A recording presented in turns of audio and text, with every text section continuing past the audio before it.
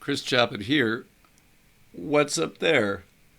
Okay, so there's been some discussions going on the message boards, and this is from somebody who I'm going to call Al because I would botch your name if I tried to pronounce it. Looks Middle Eastern. I can't tell if it's Arabic or Farsi, Israeli, and I would make a mess of it. So you can let me know, but I'm guessing Americans call you Al. Um, so we're talking about hangers and where they sit relative to the bushing seats and the pivots. And you're saying, yeah, you could make that lower. And you absolutely could. But I do think that we're already at a point, relatively speaking, when I get it really down close to the bushing seat ledge itself, to where what Jeff was saying is ride height could be important and you could get wheel bite. And it would perform differently as well, because in essence, you're removing the rake. It's practically going to be, in line with the pivot axis at some point. But I want to let you guys know of a couple of the other considerations. So let me go to a SolidWorks sessions and give you a little heads up of where this started. So when making some skateboard trucks for electric skateboards, we really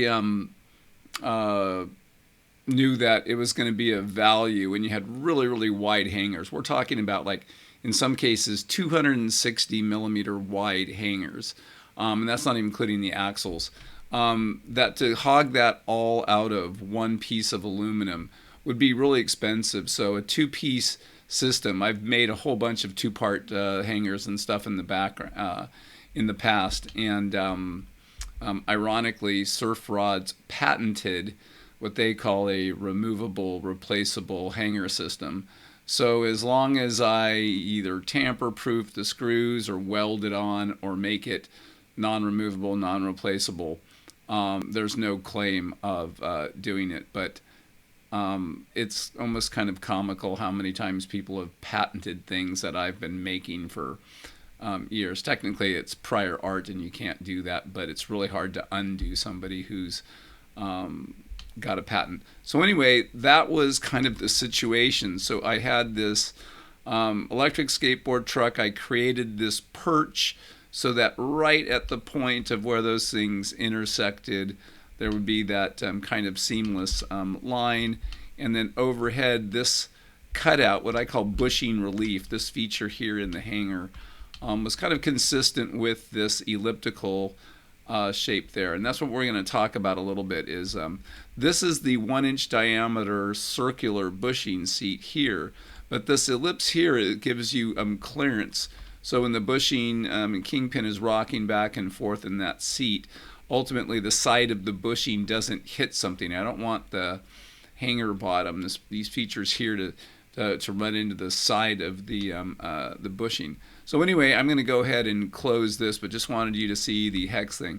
Part of the problem is that 3/4 of an inch really isn't meaty enough for this. But in terms of how these trucks steered, like a lot of really popular splits on the electric skateboard was just a 45 front, 35 rear.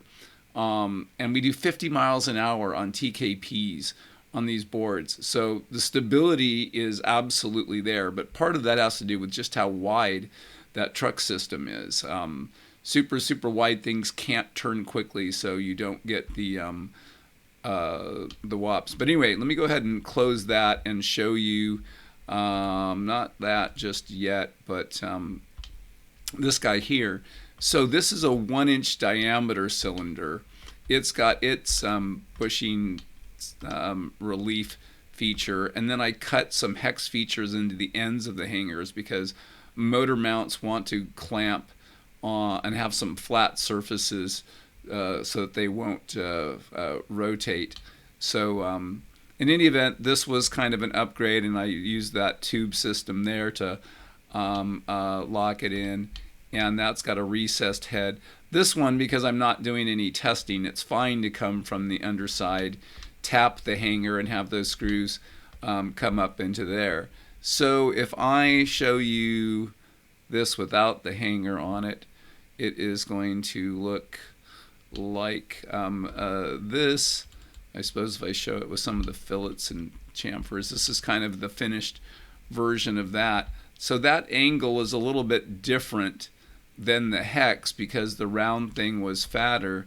And then as soon as I start to make this thing for what I'm calling like the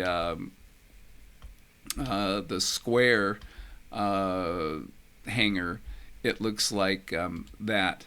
I'm going to delete that configuration because I'm going to recreate it like right before your eyes.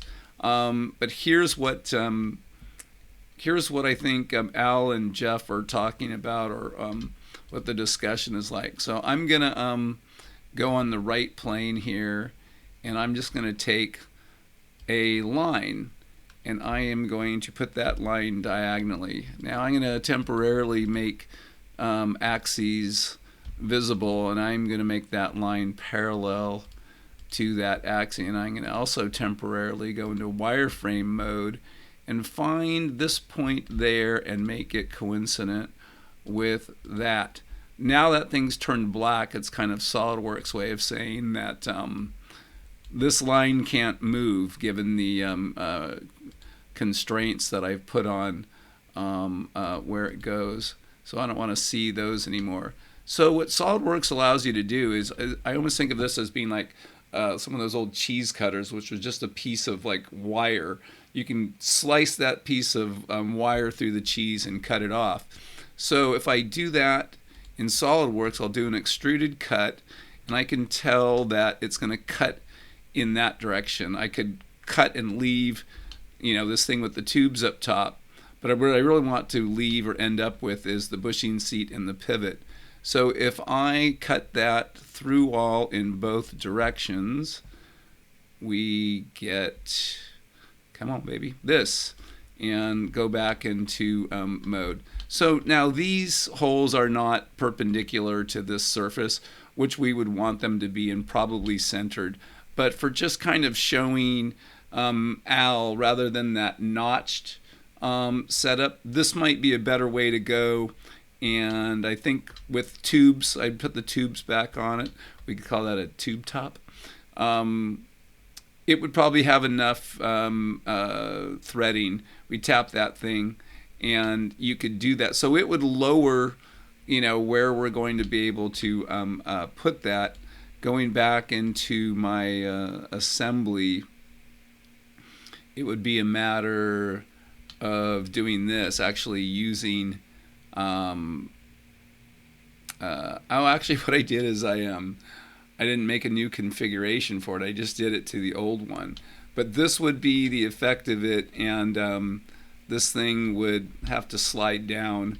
I don't have it set up to rotate on this, but you can kind of see it's just going to do the same thing but lower and a little bit further away from the hanger, which could be good because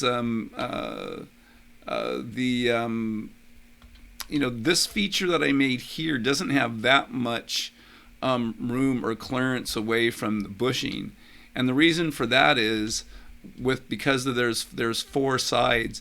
If I make this bushing seat relief bigger and bigger and bigger, like this smile here, all of a sudden there's not going to be any flat space to mount that truck solidly to the the hanger bottom.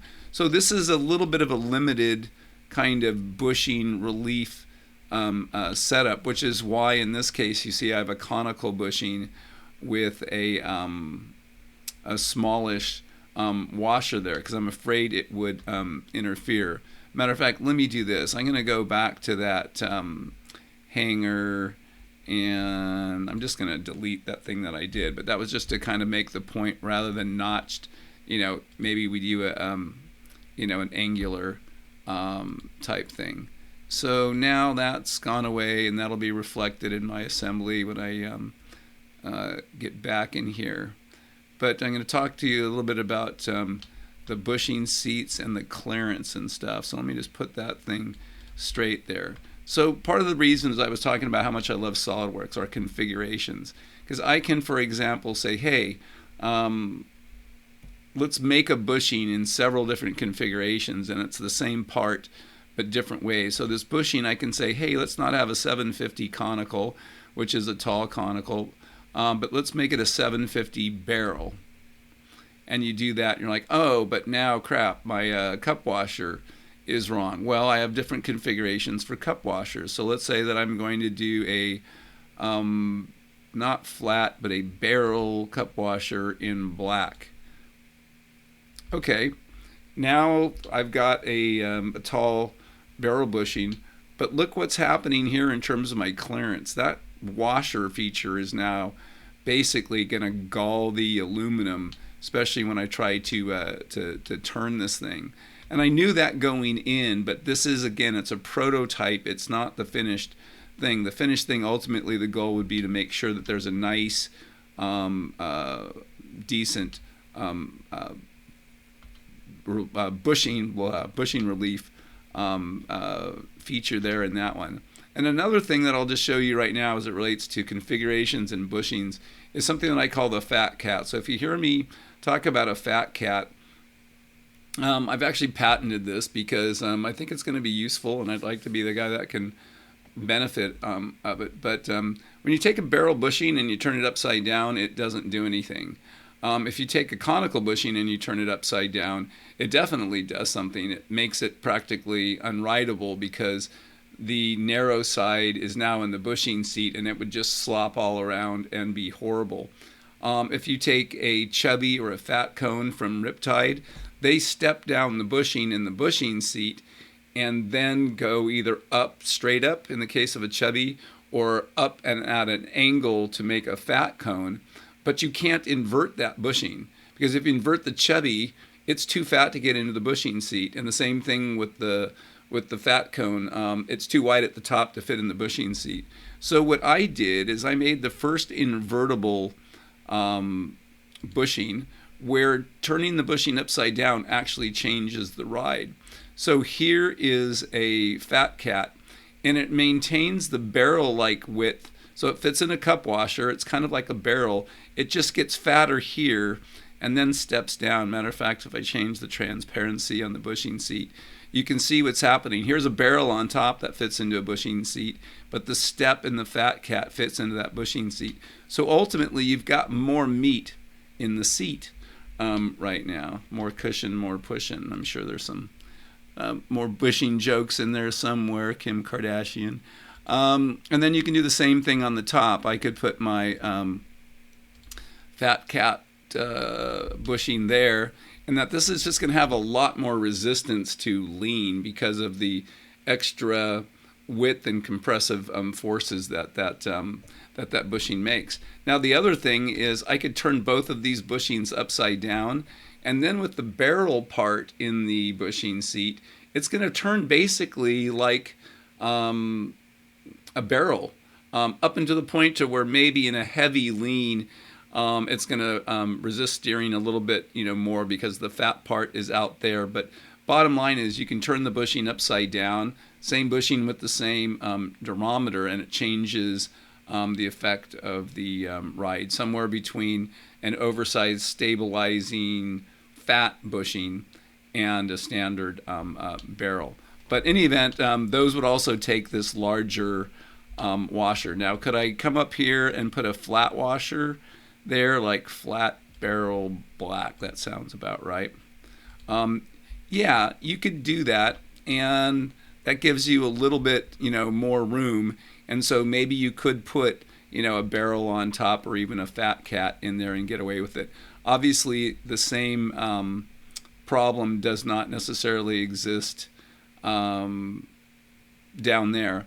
But nonetheless, all these are good ideas in terms of, hey, should we cut that or notch that? But I needed a starting point, and I needed to consider some of the positions of the bushings as I rotate this. At the end of the day, remember, I think the goal of this is ultimately to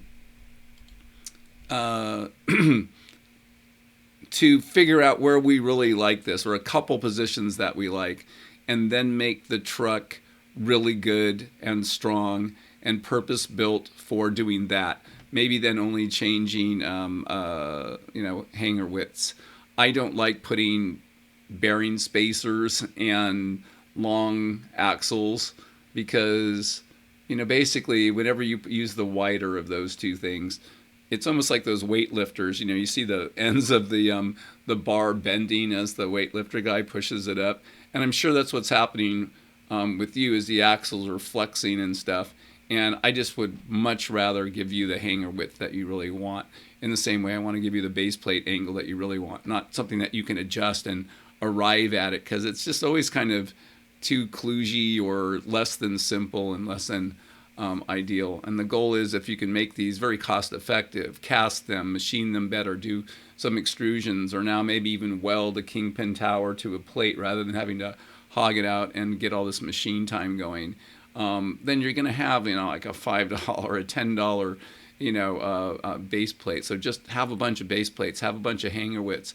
And if you do it intelligently and you can, swap them out real quickly, it's going to work. That's why I like the built-in bearings. I mean, my God, you don't have a spacer rattling in there. You can just keep them in the wheels, one lock nut, change things out on the fly. It makes a lot of sense. So anyway, I probably spoke longer than I thought I was going to, but I just wanted to make the point about what this is and when maybe the appropriate time is to do some tweaks or fixtures, or worry about the actual position. This is going to give you a basic sense of what happens when it's high and tight, high and away, low and away, low and tight. And as I say this, I sound like a baseball commentator, throwing pitches over the plate, but it's kind of the same principle. So I hope this makes sense. Maybe you learned a little bit about the fat cats. Might be a better bushing for giant slalom or downhillers and street losers than for slalom guys, because typically slalom guys and LDPs are trying to get just the most amount of crazy turn, maybe some return to center. Precision is good, but it's almost like they can't turn enough. And sometimes at super high speed, it's about being able to really restrict the lean and not get wobs. And you're doing something different. I don't know. You guys let me know. This is Chris Chaput out.